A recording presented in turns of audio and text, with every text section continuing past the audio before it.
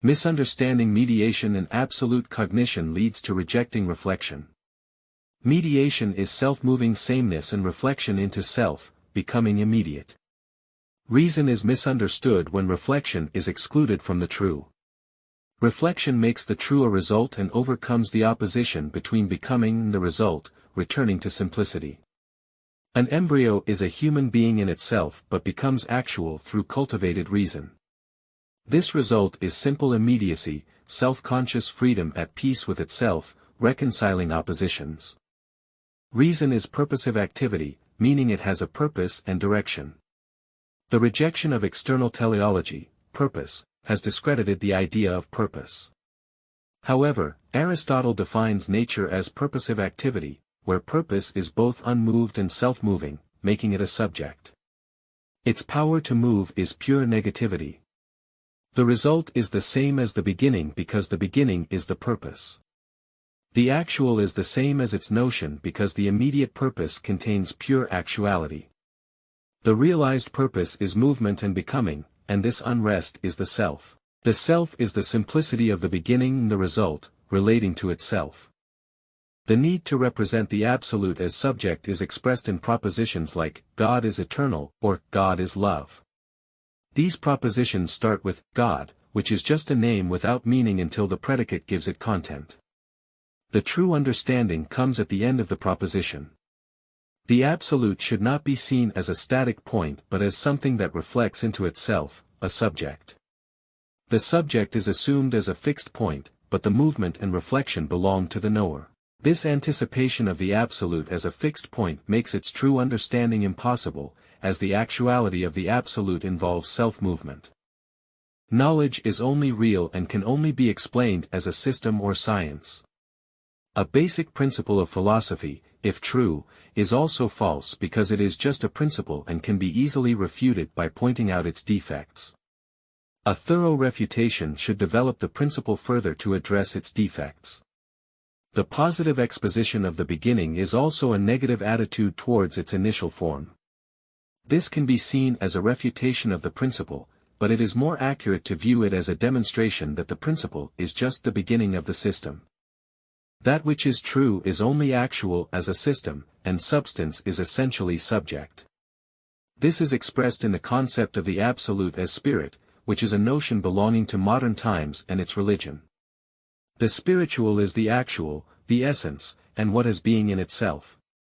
It relates to itself, is determinate, and in its self-externality, it abides within itself, being in and for itself. Initially, this being in and for itself is only for us, as spiritual substance. It must also be for itself, as the knowledge of the spiritual and of itself as spirit, making it an object to itself, but also a sublated object, reflected into itself. The spirit, developed in this way, knows itself as spirit, which is science. Science is its actuality and the realm it builds for itself in its own element. Pure self-recognition in absolute otherness, or ether, is the foundation of science and knowledge. Philosophy begins with consciousness in this element, which perfects itself through its own becoming. This element is pure spirituality, simple immediacy, and the essence of spirit. Science requires self-consciousness to rise into this ether to truly live with and in science. Individuals have the right to demand that science provides a way to this standpoint, based on their absolute independence and self-certainty.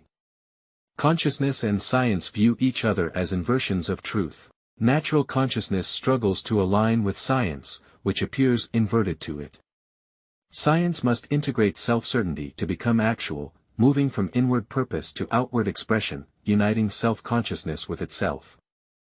The Phenomenology of Spirit describes the development of science or knowledge. Initially, knowledge is non-spiritual sense consciousness. To become genuine knowledge and form the pure notion of science, it must undergo a long process of development.